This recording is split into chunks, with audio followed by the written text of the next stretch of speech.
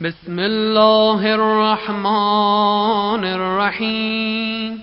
اللهم إني أطعتك في أحب الأشياء إليك وهو التوحيد، ولم أعصك في أبغض الأشياء إليك وهو الكفر، فاغفر لي ما بينهما يوما إليه مفري، آمني مما فزعت منه إليك.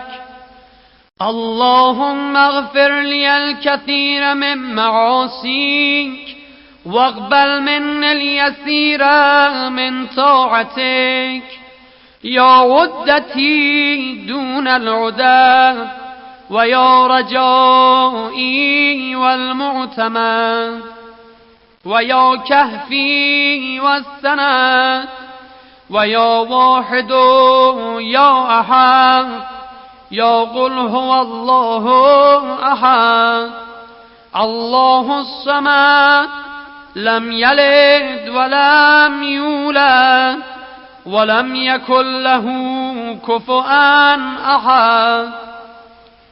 أسألك بحق من اصطفيتهم من خلقك ولم تجعل في خلقك مثلهم أحدا، أن تصلي على محمد وآله وتفعل بي ما أنت أهله.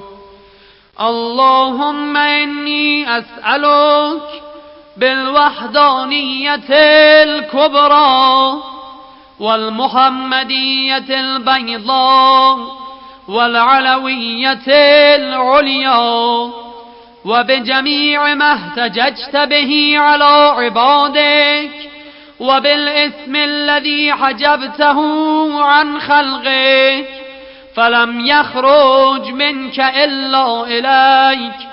صل على محمد وآله واجعل لي من أمري فرجا ومخرجا وارزقني من حيث أحتسب ومن حيث لا أحتسب، إنك ترزق من تشاء بغير حساب.